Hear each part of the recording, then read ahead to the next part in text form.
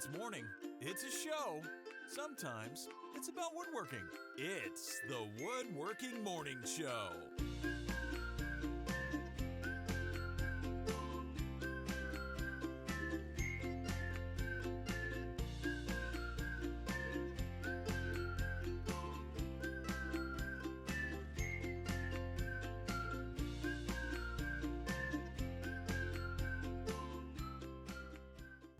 Hello, everybody. It's the morning show. I'm Mark. I'm Nicole. You didn't sing it. I didn't really want to. Hey, you're playing. Yeah, I'm playing. Don't play it while we're doing our thing. Hey, good morning, everybody. We're the morning show. Yes. Actually, we're Mark and Nicole. Your camera looks different. What's going on with your camera? It's a different camera. Oh, okay. It's funny how it looks different I'm like, when it's a different camera. I didn't. They changed the USB thing, and now I got to use the old one. It's a whole thing. It's a whole thing. It's a whole stupid thing. Anyway, Friday. it looks good, right? It's clear. your weekly reminder what day it is. I'm using the correct. So you can plan appropriately. Right, because you need those reference points And now. for those of you that need to know, Memorial Day on Monday. Now you know. Now you know, because yesterday I didn't know. No. And we want to thank some people who helped us out on Patreon. All right. So if you want to help the show out, like if you've been watching the show, enjoying the show, and wondering, like, how can I help those people? They look like they need help. Maybe not monetary, just mental help. So maybe I'll send them money and that'll make them feel better. We give you cool stuff in return. We do. So just go to patreon.com/woodwhisperer. You could find out how you could support the show, but also get something in return In for fact, your support. you owe me a signed piece of scrap wood for Landon. You're right, I got a piece of paper. Here's the thing. I'm on it, Landon. I'd like to make the signed pieces of scrap wood from projects. Yes. Right now I don't have any project scrap. You don't have anything from the nesting table? I don't think so. But I just started my mom's bed. Okay. So I'm going to give them a piece of walnuts. Ooh. A high-class scrap, baby. We want to thank a couple people who did just that with the whole Patreon thing. Let's see. Dale Baltimore, Jonathan, James Henderson, and Richard Abbott. Dale has a cool name, Baltimore. That's also the name of a... Dale Baltimore. Yeah, it's also the name of a city. That's it feels like it would be like a baseball player. Yeah. Introducing... Now at bat, Dale Baltimore. Okay, so real quick, just a little shout out to my brother. My brother Gene. So my mom is here. We're doing the whole, prepping for her trying to move out here. Gene is holding down the fort, they say, in New Jersey, in my hometown of Trenton, New Jersey. And he's packing away. In fact, he doesn't live in Trenton, though, does he? I had that same conversation with my mom, and she said yes, he has a Trenton address. Okay, yeah. Well, there you go. And I actually got some footage of Gene in the wild. Check this out. There he is. He's like a majestic baby deer foraging in a dew-covered forest. And packing the orders. Packing orders. Look at him. He's packing up. It looks like. What is he packing up? I don't know, but it looks like he's got a baby wolf walking through his living room, through his dining room. But the book orders that had come in, you had pushed out. Hey, I have a book. Yeah. So book orders, scrapers, things like that. Oh, I bet you that's what he's packing up, the scrapers. You may have had that packed by my stepbrother Gene. Let me tell you about Gene. He was the coolest dude. Yeah. He is the coolest dude. He is. But we grew up together, and he was a lot older than my brother that I lived with, Ian. I hear he was a bad influence on you. He was a little bit of a bad influence. Let me tell you, my best memory of Gene is when he took us in the basement and showed us how to open Christmas gifts very carefully with a razor blade to cut the tape line. And then you could open it, look at the gift, and then pack it back up. And your parents would never know. Never. My mom got pissed. She knew. It was the worst Christmas ever. We didn't get the remote control cars that we wanted. Didn't you play with the cars too? No, I don't think we did that. I thought you did. No, Okay. I don't think we did. I don't think we went that. Look. You were planning the ramps. We were planning ramps and jumps in the backyard. And look, Nicole, my mom doesn't she doesn't miss a single detail, let alone someone unwrapping presents and rewrapping them. So that was the influence I had from Gene. Oh, Gene. Gene is your older brother. He's my older brother, and we used to play in a lot of bands together, and he used to drive me around in his crappy car. Or bass? He played guitar and sang. There you go. Yeah, it was pretty awesome. Good times, man. So thank you, Gene. Thank you for doing that. And thank you, Gene and Debbie, for allowing, I guess it's probably taken over your kitchen table or dining table. So you experience what we experience. Yeah. We're sharing the love. It's a lot of fun. Old Ohio Angler says, wait, didn't your mom just move to New Jersey recently? She did. She moved last year. It was last year. So quick story, my stepdad's health was failing. She wanted to get back to Jersey where both of us have a decent amount of family, and especially Arlie's family in New Jersey. So it was a bit of a support system and an easy place for them to go where she could have some help and they can just kind of get their lives together out there. Well, his health took a serious downturn and he passed away, what was it, like a month ago? It was in March. Yeah, so really unfortunate.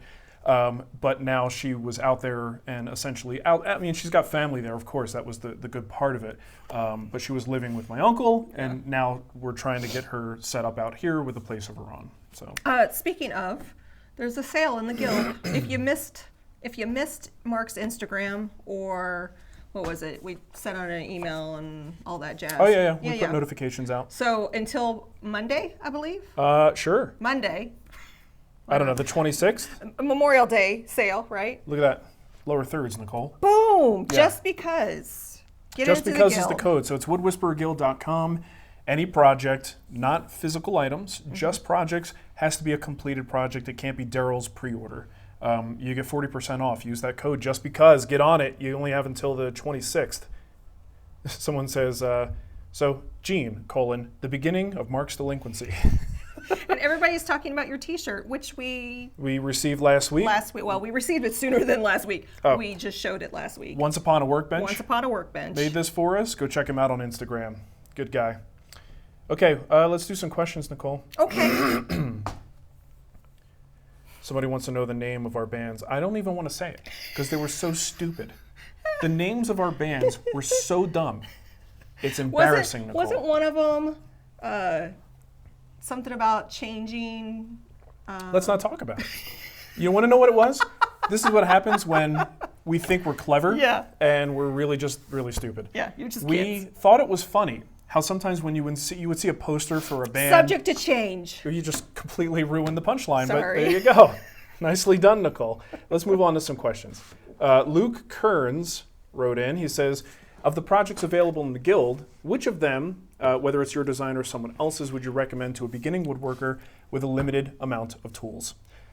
Well, Guild projects, for the most part, they kind of go on the complex side. That said, there are some projects that are a little bit more focused on fundamentals than others. I think the shaker table is the one that I always say, shaker side table, is one of the best ones as a beginner woodworker. It will be a challenge, but it's one that I think really exercises skills that you're going to find very useful. So you're going to be doing some drawers, some dovetailing, some tapered legs, some mortise and tenon joints, and then a panel for the top with some wide bevels on it. All great things for practicing. Okay, so that's why I think the shaker table is one of the best ones. Even with a limited tool set, I think it's a great place to start, and there's a lot of foundational woodworking things in the shaker table. Also happens to be the first project we ever did in the Guild.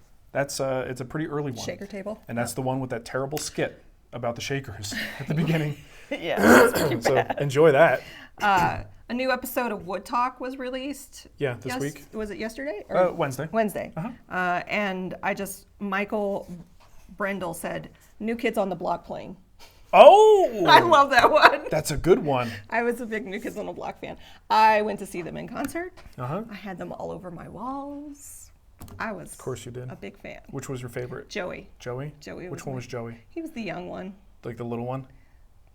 Yes, the little one. He was the Cremona in that group? Please don't go, girl. Let's not do that. Okay.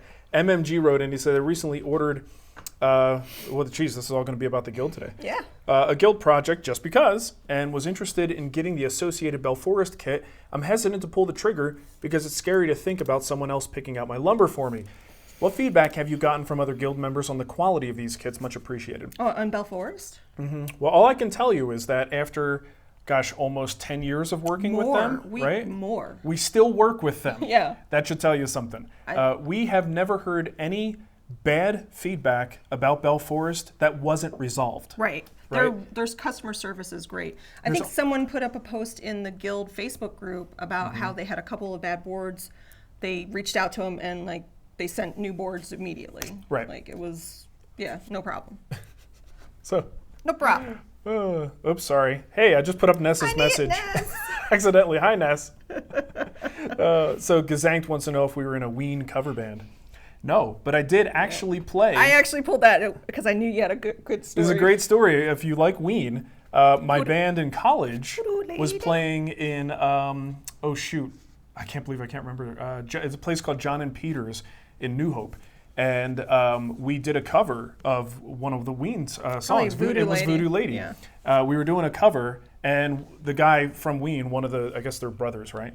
The singer was there, and he came up on stage and sang the song with us. And it was one of the coolest moments of my life. Oh, that's and awesome. It was all downhill from there, Nicole. Hey. Better watch. I'm included in that downhill. Sorry. Punk. Okay. Let's get on topic here, Nicole. Move along. Like the top of the show said, it'll be a little bit about woodworking. I almost cried. Okay. So Adrian wants to know, is a planer jointer combo worth the floor footprint savings? I'm looking at a used jet with a helical head on it. Okay. This is a hard thing for me to answer because you want to know, is it worth it based on your situation? I don't know your situation. I can tell you that if I had a really tight space, we were considering when moving to Colorado, there's a Jason sighting in the wild. Look at him drinking his coffee. He brought us coffee. Thank you. Yeah, he did. Friday coffees. Yeah, he stayed in a 20-car line to get these. So when we were considering moving here, I didn't think I was going to be able to get the garage size that I wanted. I was fully expecting to really downsize. So I started to think about what my options would be. And one of the first things I thought of was a joiner planer combo. It's not the most convenient thing because you got to swap them back and forth. But if floor space is at a premium, it's definitely one of the better bangs for the buck in terms of how you can consolidate things. So if your situation necessitates really being careful about how many floor staining tools you have, I say go for it. It's definitely a good way to save space. It isn't the most convenient thing though, and it might start to drive you crazy. Keith said he's looking for a new Japanese saw. Does the brand matter much for these style of saws? It does. I think if you really get into it. I don't get into it, so I just buy a Japanese pull saw and go, this one works.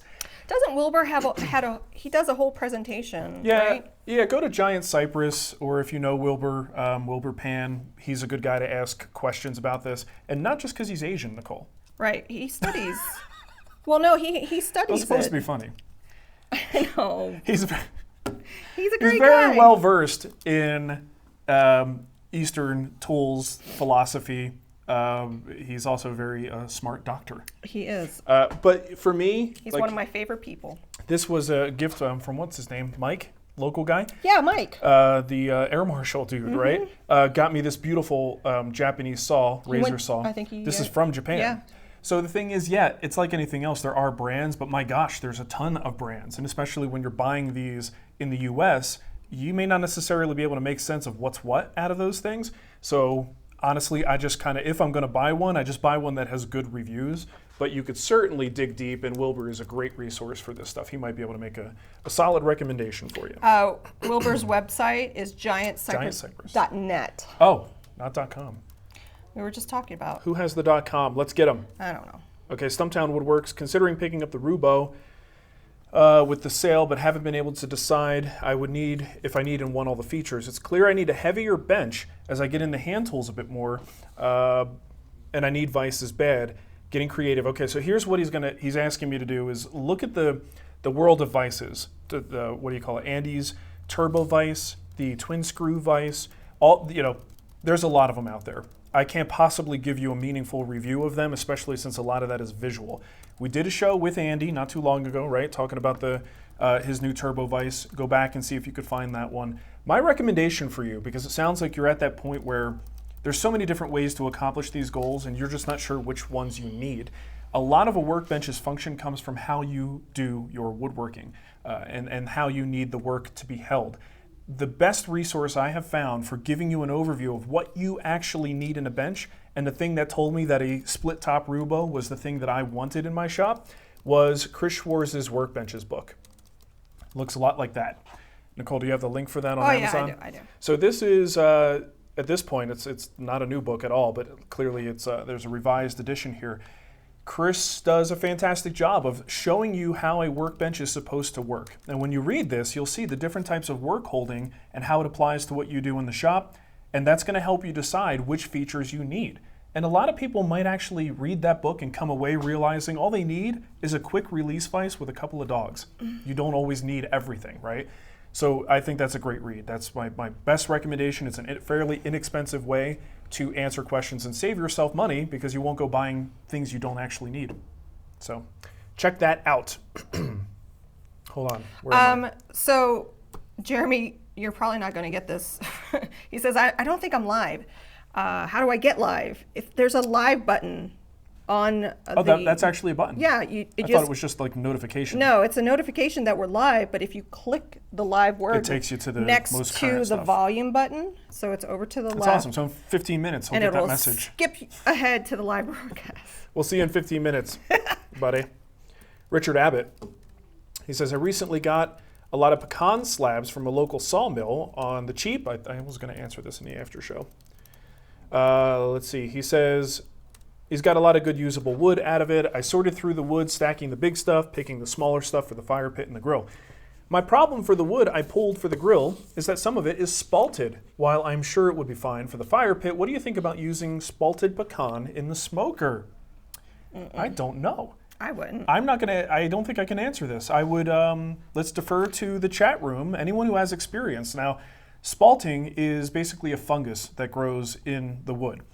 And I don't know what happens. Obviously, heat kills microorganisms. Is there enough heat? Is it getting there in time as that wood starts to smolder and create the smoke that's going to permeate the meat that you're cooking or the food that you're cooking? I don't know. And the safe answer here is don't use it. But there might be more to it. It might be more of a common sense. Yes, there's plenty of heat by the time it starts producing smoke that the fungus has been completely deactivated, will not go airborne and be a problem. So I'm going to say no, but with the caveat that you should look into it a little bit further and maybe someone with knowledge on the topic is able to chime in the chat room. Mm-hmm. It's an interesting question though. Mm-hmm. But I got barbecue on the brain, baby. Oh my God. You know what I almost did? I almost took a picture of that brisket. The problem is, ridiculous. There's really nothing more gross than a brisket raw, right? Yeah. No one wants to see that. No. So just imagine in your head a really fatty, giant brisket that's taken up a whole shelf in the fridge because it's a 16-pound brisket. And you know who eats brisket in this house? Yeah. These two. She barely eats barely. it. So I think, Jay, you want half a brisket? So I'm going to invite Jay over and we're going to have a little brisket feast. Mm-hmm. It's going to be great. Okay. Nick Gutterman just said, what's your favorite router bit to use in your new Milwaukee router? Milwaukee. I got a bit set from MLCS, and it's a little roundover set. So I have two of them now. I did a story on this. I've actually got two of these routers. One is outfitted with like a 1/8-inch roundover, and I think the other is like a 1/4-inch roundover. I think what I might do is make one a chamfer bit and the other the 1/8-inch roundover. Those are the two most common things that I do.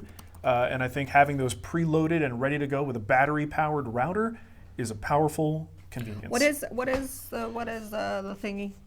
The Milwaukee? No, the bits. I was going to put a link. It's a roundover bit set at MLCS. It comes in a little box. It's really cute. It's got like 6 bits in it. Is that maybe? Cove? I don't know. Is that it? Yep, that's it. Oh, that's it. You got it. It's so cute. Cove router bit sets. And if you're a guild member, don't forget you get 10% off. Hold on. Let me say that again. Hold on. Cove isn't the right word. Well, no, that's the Cove set. It looks. I was going to say that doesn't make sense. There you go. go. The bending router bit set. That would be beating. Beating. My dear. Yeah. Okay. So there you go. Oh, here it is. Thanks, Jay. It's so cute. Is there only 2 left because I used the other 2? All right. Just a little bit set. MLCS's thingy. Nice little round over nice little box. Router bit set. Highly recommended. Okay, where am I? So Jeff Barry, he says, I was looking at different Festool routers. Yes, dust collection is important to me. And looking at the different sizes, I notice you use the next to the largest size Festool router. Would the largest router be good for most operations and span the gap? Or would a smaller one do just fine for most woodworking tasks? I do make some router bowls occasionally, and my current router is pushing it on power, but it's a lot smaller than even the router that I have seen you use. So for me, the OF 1400 does everything. I have the OF 2020, and there are some times where I'm spinning a big honking bit, or I have something that's just really going to, like, router bowl is a good example. You got a lot of material to hog out. Oftentimes I'll just do that with a Forstner bit, get the bulk out with a Forstner bit, and I'd rather make chips than dust, so typically that's why I would do something like that, and saving wear and tear on your bits. So, for me, the OF 1400 does 99% of what I want it to do. I mean, it does 100%. Sometimes I get picky and I want to use a more powerful router. Here's the thing about the 2020. Beautiful router, great design, amazing dust collection. The feature set on that thing is fantastic, but it weighs a ton. It's huge. So I think that the 2020 is actually, while it's a great router, a little bit difficult to adapt to some smaller tasks that the 1400 would do very, very nicely. And it's going to be a lot of wrist fatigue to hold that and move that thing around. So keep that in mind. That's always a factor. Big Willie's Garage, thank you for the super chat. Trying two-tone stain, a cornhole board set. AJ, can you close doors and windows, please? They always do their yard now at this time. How would you address bleeding over tape scoring the ply? Two-tone cornhole. Okay. Staining it? So staining plywood? Well, what you're asking depends on the method that you're going to be applying color. I don't know if you're painting or if you are staining. He said stain. Right, okay. But all right, let's assume he's just doing a liquid stain as opposed to, I don't know.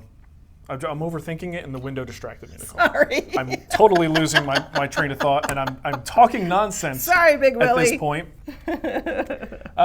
So yeah, the thing you got to be careful about with stain is that it is a loose liquid that can absorb into the fibers. So if you're doing a two-tone kind of stain process, that's difficult to pull off, especially if you're trying to do some kind of a design or something like that. So a lot of times when I would try to do some sort of a two-tone or try to do color that varies from one section to another, if you're going to do that, spraying and using a toner is a great way to do it, because now you're putting the color into a finish, and especially if it's in something like lacquer, it dries very quickly. So instead of a liquid, maybe like an oil-based stain that sits on the surface, absorbs into the fibers, and then seeps under your tape, this is something that dries on the surface, and you get a nice crisp line that way. So ideally, that's the way I would go. I would not really encourage you to use a hand-applied, especially oil-based stain, to do a differential staining process like that. It's a little bit tricky to pull off. So if you have the means to spray and go with some kind of a toner, that would be my favorite suggestion. William Patrick says do a sealer before the stain over the tape. That will help. That'll help running through the tape and give you an even coat. There you go. Not something I do very often though. So as far as tips and tricks on something like that, chat room might be your best friend right now. BFFs. BFFs, baby. Okay. Oscar says, Mark, how far down a leg should all the way down apron tenon start on the leg? A ½ inch, more or less? Okay. We're talking about a table leg. Let me see if I can get where his brain is. Table leg, apron coming in. He wants to know how far down the leg should you start your tenon. The reason I think he's asking this question is because when you put that mortise at the top of a leg, you have a very short distance before it's end grain. And that little piece of end grain there can pop out pretty easily. So you sacrifice strength if you go too close. I would say at least a ½ inch is where I start to get comfortable. The scale of this table makes a difference too. But if we're talking like a full-size table, at least a ½ inch. You can also do, there's different things like haunched tenons or haunched mortise and tenon joints that you can do as well. It gets a little more complicated. But I would leave at least a ½ inch if possible. That works for me. There you go. Okay, next one is from Paul Engel. Okay, he says, I read a letter to the editor in a woodworking magazine criticizing the people in build photos wearing wedding rings. I understand that necklaces or loose jewelry are a safety hazard, but are well-fitting watches or rings also a hazard? My wife knows how I feel about my saw stop, so if she sees me walking into the shop without my wedding band, I think she'll leave me. If she leaves me, I'm going with her. So, rings. Yeah. Rings are a hazard. How much of a hazard? It's, most of us can wear a ring through our whole woodworking career and never have a problem. But for the few of us that do have a problem, boy is it an unfortunate problem. Degloving. I used to have the opinion, when I didn't want to take my ring off, I would have the opinion that, look, if my hand gets close enough to a cutting tool to get caught on something, I'm already doing something wrong, right? I should not have it that close. The reality is, SHIT happens, right? You put your hands in places where you just, it's a lapse of attention. It's just an accident, and that's why they call them accidents and not on purposes. Because they happen by accident. You like that? You can quote me on that, Yeah, Nicole. sure. So you do want to be cautious of this. It is safer. Now, look, I haven't had a wedding ring in forever. So here's what happened. I got over the whole, I want to wear a wedding start ring. wearing the Kalo rings. Yeah, and Kalo sent me a couple of rings, and I'm like, you know what? This is actually comfortable. It serves the purpose. No, it's not my awesome wedding ring, but it suffices. It does what I want it to do. And then I got to a point where I just kind of got tired of the rubber ring. Washing my hands gets a little bit annoying because you always got like moisture trapped under the ring. So I just stopped wearing it, and then now I just don't wear a ring. It's safer. It's the same thing why I get criticism all the time, or at least in the past, wearing my hooded jackets and having these guys hang down. You know, it is a bit of a risk. There's always a chance. So if you want to be smart about it, you got a saw stop, man. You spend extra money on a tool that's going to save your finger. I think it's worth the extra effort to take that ring off. If you don't want to do that, look into the rubber rings. And if they get caught, Kalo's not the only one. There's tons of them. Since we worked with them, the whole bunch of other ones popped up. And I don't think Kalo was even the first. I think there were other ones before them. These rubber rings will break if they get caught on something with enough pressure. They just snap, and they are less likely to bring your hand into a tool. And the whole degloving thing is disgusting. So Jimmy you Fallon, want no part of that. Jimmy Fallon had that happen to him. So. Yeah, I think he fell, right? He and got caught on a piece of furniture. Yeah, and he's not even a woodworker. I just think no one should wear rings. Let's bring it to that. I'm taking level. it off. See, Jay doesn't have a ring on. So yeah, my little wedding ring sits in that little turned thing on the mantle, and if I ever want to wear it, it's there. There you go. So there's that. Okay, Erin Pena. My wife and I are buying a new house, and I've gotten the go-ahead from her to invest in my shop so I could build some things for the new house. One of the areas where I'm desperately lacking is clamps, so I think I'll finally be diving into the world of parallel clamps. What size and how many parallel clamps would you recommend? I know this is very dependent on what I'm planning to build. So far on the agenda is a couple of coffee tables, maybe a dining table, hall tree, some other things over the next few years. Not in a hurry, so I intend to, okay, here we go. I think the cabinet sets that they sell, they usually come with, I believe, like a set, a pair of 24s and a pair of 36s, or maybe 24 and 48. Can't remember what the numbers are. I think those are pretty good. It's nice to have a little bit of a range, but in the beginning, I think it's best to buy the bigger clamps, because bigger clamps can also clamp smaller things. Smaller clamps, it's a lot harder to clamp something bigger. You got to kind of hook them together or use a pipe clamp. So I would probably, if I were starting my collection of clamps, I'd probably start with the 48s. Look at the cabinet sets though, see if you can get a good price on those. They usually come with these little supports too that help hold the clamps up. I've never used those, so don't pay extra for it because you're probably never going to use those. But if you can find a good deal, it's a 4-piece set of clamps. You can actually get a good start that way. But for me, I'd probably start about the 48-inch range, get a few of those. That's going to cover most standard pieces of furniture that we would make, not the large size of things, but most of the things you mentioned, and certainly can also, especially on a nice stable platform, that entire range is a viable clamping range from 48 inches down to, down to 0, right? And then later, as you start using them, you go, man, I could really use some longer ones, and you go buy longer ones. Or you get picky like me, and you really like the 12-inch size, and you start stocking up on them. Every year, buy a couple more, and then eventually you have enough. I did a whole set of legs for my mom's bed.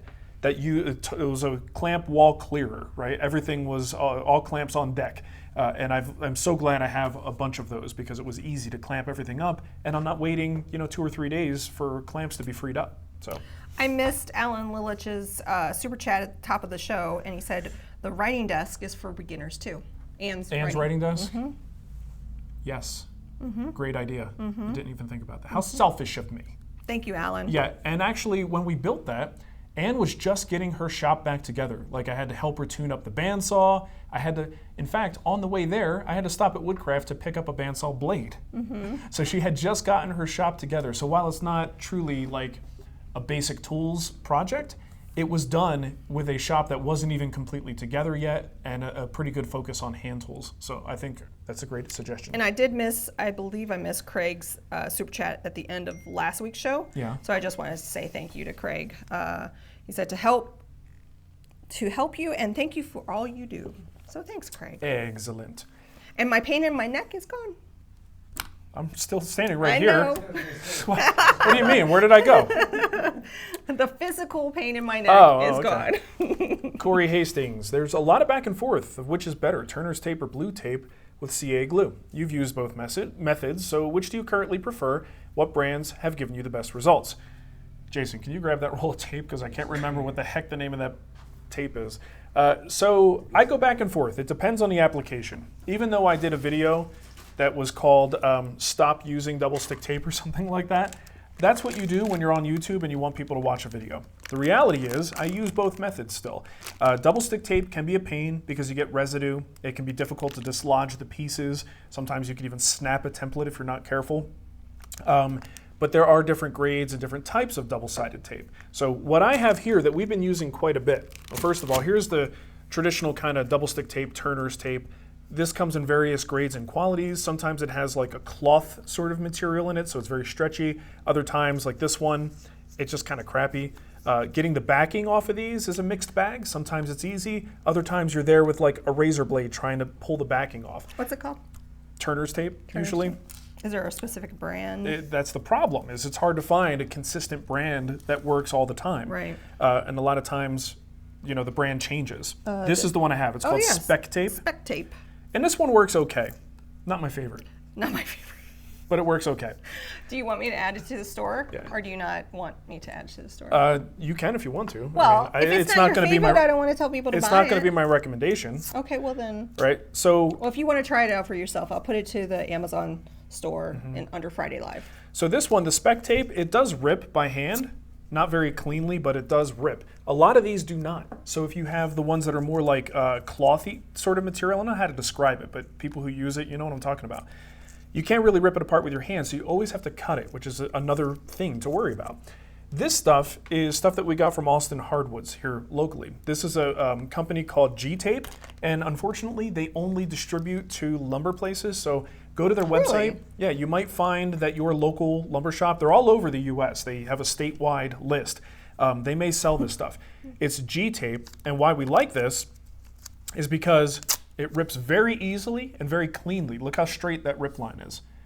Right, so you don't need to cut it. You could just take little pieces, rip them off. The double stick action is really good on it. The re-stick ability, you might be able to get more than one use out of this. Vandermeer Forest Products G-Tape. G-Tape. Yeah, just say G-Tape. The other thing is it's pretty easy to take it off when you need to, but it stays put when you want it to stay. And when you pull this off, you don't have residue. There's no residue. You might rip it and then have a smaller piece to pull off because it does rip, but there's no residue. So as far as double stick tape goes, this upped the game a little bit in the fight between blue tape CA glue and this. That said, if I'm doing just the standard template routing process, I probably will reach for the blue tape CA glue. It's a great way to go. But this tape takes away some of the inconveniences of standard double stick tape that I've used in the past, which is why this has been showing up a lot more. We use that almost exclusively at the CNC for templates. Is it clear? Which one? Because they have a whole bunch of different. Blue. It's the blue one? And it's specifically double stick tape. Really? So make sure it's a double-sided tape. Which okay? one? It just says blue. Or don't do this now. It's going to take a while. It's difficult. Trust me. Their site is not great. Yeah. Just look for vendors. Okay, Araya Woodworks, my good buddy, says, I just finished watching the Roubo series in the Guild. Watching you finish the finish episode, I noticed that the dog holes were not finished. Did you end up finishing those off camera? Nah, I don't think so. I mean, I've spilled finish on my bench, so maybe some has gotten in there. But I wouldn't worry about it, honestly. But if you do want to put finish in there, get yourself a little acid brush or something like that and drop that in there. But it is something that is not going to impact anything. Okay, Corey Pelton. Corey! How do you keep your chamfers crisp during sanding? I tend to lose a bit of that hard line that makes them look so good. I'm just using a hard sanding block, but I still feel that I'm softening them as I sand through the grits. Okay, well, here's one thing you can do, Corey. Stop sanding through the grits. once you cut your chamfer, if you're doing it with a block plane, you pretty much can hit it with your finish grit and then you're done. If you do it with a router, you might have a little bit of chatter to deal with, but I still would not go down to a low grit. I would use my final grit with a hard surface sanding block like you're talking about, and that's it. You hit it once, you get rid of those lines, and then you're done. So I think overworking the edge is what's going to cause a problem for you, and lower grits are certainly going to round that over. So stop doing lower grits, only do your highest grit, and that should help. And Peter Villaluz, excuse me. Okay, so we got a theme here. Trying to put a light chamfer around the board using my block plane. However, I'm getting tear out when I run the plane on the ends. Do you have any recommendations on how to correct this? Also, which guild project or projects would you recommend to someone working with primarily hand tools? I think we just answered that. I wouldn't have answered that before, but that is my new answer, is Anne's project. The writing desk. I'm looking at purchasing the bread box or the Krenov-inspired display stand. Okay, well, both of those can be done with hand tools. I didn't do that, though. So you're kind of on your own if you want to venture down that path. But Anne's writing desk is definitely one that will service that sort of methodology a little bit better. And back to the first part of the question, the chamfers. Chamfering end grain, one of the ways that I do it, first of all, good, sharp blade. If it's not sharp, game over. Game over, Nicole. I also tend to skew the blade significantly. So you're going to take the block plane, you got a nice edge, you're going to run it on a slightly skewed angle. And I also try to go downhill. So if I'm working on the edge, I kind of want to have the motion like I'm going away from the board and not necessarily into the board. That, especially with end grain, is going to be really helpful. And if it's super temperamental, sometimes I'll actually just do repeated passes back and forth like this, not long strokes, which is what we usually do. I go with the grain and just take a pass as I go. And then sometimes I'll just come back with, like we talked about before, a hard sanding block and treat the edge with sandpaper just to finish it off, because I'd rather have a slightly blunted chamfer than tear out, right? So that's how I would do it. I'm trying to answer faster today, Nicole. Good. Is it working? I don't know. We'll see. What's my total elapsed talking time? There's a lot of questions. Okay, Corey says, little carryover from Wood Talk on the cutting board episode. What do you consider open closed grain woods, and what do you usually use pour filler on? I know you pour filled Jason's oak tabletop in one of your videos.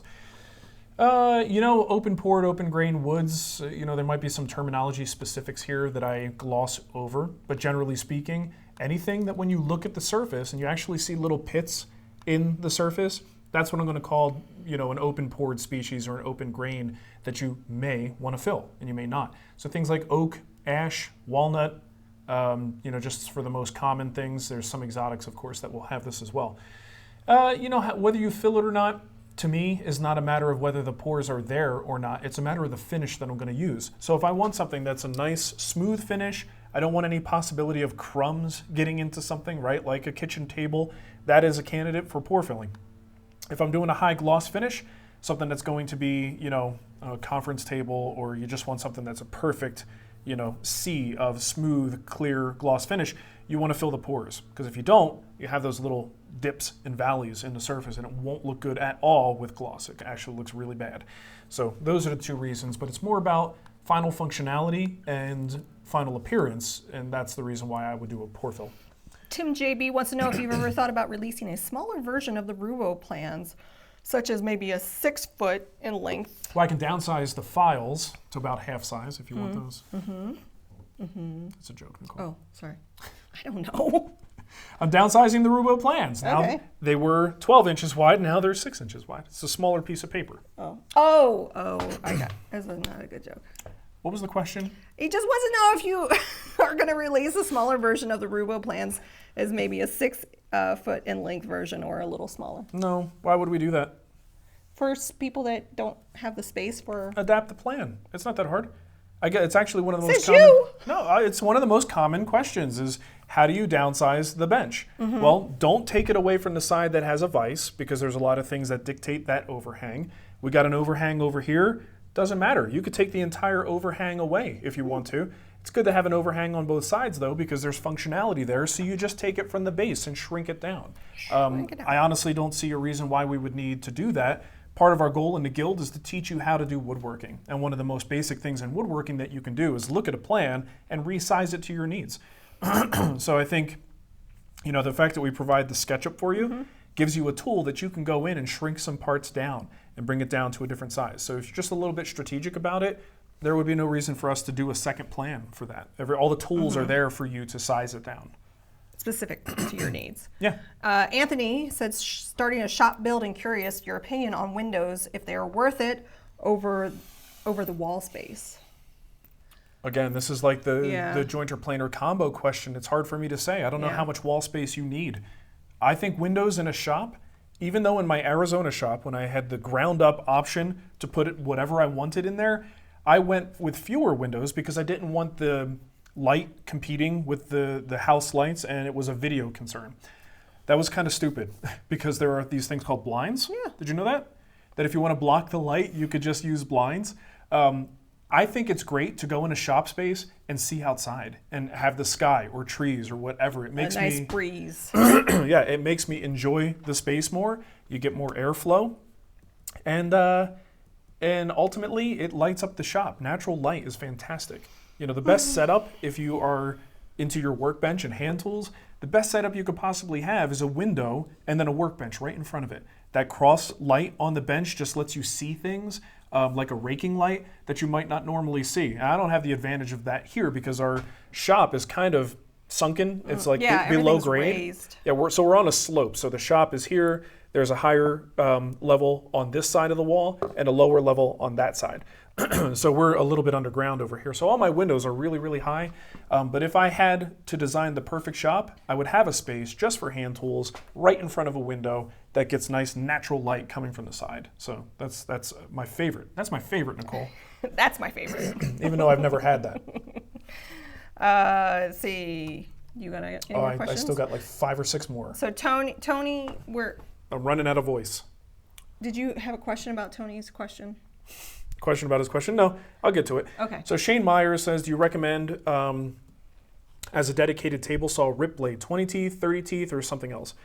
I get away with 40 tooth on my table saw most times. So if I'm going to go for a dedicated rip blade, I don't think I need to go that many fewer teeth. So a 30 tooth is usually where I end up. I find with my saw that gives me, plenty of, space between the teeth and ripping power. I think if you're just, whatever you do requires tons of ripping and you're not that concerned about the cut quality, go down to a 20 tooth. It's going to be even more aggressive. You'll be able to run the stuff through faster. But I would only say if you're doing really thick material, really hard woods, and you're batching a lot of stuff out that's very thick, that's when I would go for that 20 tooth. Okay, Tony Tang's question. Thinking about carving a cloud, maybe 12 by 12 by 24. Any suggestions? I have a turbo plane and 0 carving experience. I'm thinking about using MDF since I'm going to paint it white. Mary May does a carving class. She does, but not power carving. Oh. Yeah, so he's using the turbo plane. Look, who does power carving? I don't know how much instruction he gets into, but Paul Jackman does a lot of power carving. Okay. Because I know I've done power carving a time or two in the past. But nothing like artistic. There's not an ounce of art in my body, Nicole. Yeah, it is. You were in a band. So here's the thing, Tony. I would, man, I don't want to see you power carving MDF. I mean, I know you could, and it would work, and you would get results. But MDF is just the worst, and power carving is the worst. Like the two things that put the most dust and destroy your shop with dust: power carving and MDF, and you're putting them together. Go get some cheap wood. Go get 2x4s. I'd rather see you use solid wood for this, and do that. Practice on 2x4s. You gotta spend some real time with the turbo plane. Any carving tool like that, you gotta spend time understanding what's happening with the rotation of the tool, the direction that you're actually pulling the tool, and the grain, right? And the different ways that you approach it. You need to learn what the tool's gonna do. So get some 2x4s, glue them together, make a panel, and do some practice. That would be my best suggestion. Don't use MDF if you could avoid it. It's probably could do a number on that tool as well, dulling it a lot faster. Yeah. Someone in the chat room did a suggestion. Bastion Head does a lot of power carving. Okay. I don't know, so I just looked him up. There are so many people that are doing great things. Yeah. And have a good number of subscribers and things on YouTube. Is he into fitness? Because it looks like he's into fitness. Yeah, he's doing calisthenics as he's power carving. Yeah, he I don't know if that's the right. Oh, there's 2 channels. I went to the fitness channel. Oh, Bastion Head Woodworks. Bastion Head Woodworks. He only has 123 subscribers. All right, we'll get him some new subscribers. Is this the right guy? He looks like a power carver. Yeah, Turboplane. Yep. We're gonna give him some love. I'm gonna put his link to his channel. There you go. 123, and he has how many videos? 123 subs. Look, by the time we're done with him, He'll have 130. 130. Right? That's just the power. I mean, he hasn't been. That's the power of the morning show, Nicole. Here's the other thing. He hasn't posted in over a year. Oh. So why? Don't help him. He's not serious about this. No, it looks like he's got some good stuff. So that whatever resource you could find. Oh, he teaches at the woodworking shows. Oh, no kidding. Yeah. Oh, cool. Okay, So. that's good. You know those shows that they don't do anymore? Well, they're kind of trying to figure it out virtually. Yeah. Lucas says, I'm on the verge of making my first Festool purchase. Yup, the Domino. Wondering whether I should go for the 500 or 700 with Seneca adapters. 99% of what I'll be doing is in 3/4 material, but knowing that I have the capabilities to do that in big stuff when I want to is really nice. Does the Seneca adapter make the 700 an all-around tool, or is it not that simple? Okay, I have an article on this. Go to my website, search 500 versus 700 or Festool Domino. You'll probably find it. My perspective is buy the tool that fits the form factor that you need. All right, this is the same argument with the routers we talked about earlier. Same argument with the track saws. The heavier tool, if you're doing 99% of the work can be done with the smaller tool, do you really want to lug the big tool around all the time? So for me, I like the idea of going with the smaller form factor that serves your needs. If you go with the larger one, I do believe with the Seneca adapters, you can pretty much do the entire range of dominoes. It will get you more functionality. But the Festool 700 is like this. It's like a bulldog, all right? The 500 is like a chihuahua. What do you want to hold in your arms for a long time, a bulldog or a chihuahua? Actually, I think I'd rather have a bulldog. Chihuahuas are dorks. There's some nice chihuahuas. They're jerks. So are bulldogs. But seriously, it's about, taking care of your wrists and just having less fatigue on your hands and having to lift these heavier things. So yeah, you want the most multi-functionality and you want to cover the entire range of dominoes, get the Seneca adapter. It will do a great job. A lot of people love it. I personally just don't want to have to pick the 700 up all the time on smaller work pieces. It's a big router. It's kind of like a router. It's a big tool, let's put it that way. And also go read that article because I do present in a little more detail my opinion on why I think the 500 is probably the way you want to go, but that the Seneca adapters are a bit of a game changer in that discussion. Okay. Let's see. Yoso, your question, I'm not 100% sure I understand what you're talking about. Yoso has a question about installing drawer slides and the method that I use and the method that he uses. I need a little more detail and I might need some visuals because I don't know if what you described as what I do is accurate. I don't think I do what you said I do, but I don't know. And I haven't had enough coffee yet. So we're going to push that one off. Hey Zeus, I have a traditional marking gauge with a pin, not a blade. I try to use it at an angle and not apply too much pressure in every pass, but I get some tear out when marking across the grain. I suppose the pin is not sharp enough. How can I sharpen it? Any other advice to prevent tear out? Well, you just described, Jesus, the reason why I don't have a pin style marker. I've got one that has a knife on it because it cuts a nice clean line. I know you can use something like that. You can sharpen it to a really fine point, but it's round. It's, tapered, conical sort of shape, right? That's not an easy thing for me to sharpen. If I had a pin, you know what I would do? I'd sharpen a flat on it and turn it into a knife. So you might ask someone who actually uses one and gets really good results with it. That person might have some tips for you. I do not. My marking gauges are all either wheel or knife style cutters because I know how to sharpen them and I know that it slices the grain a lot easier for me. So there's that.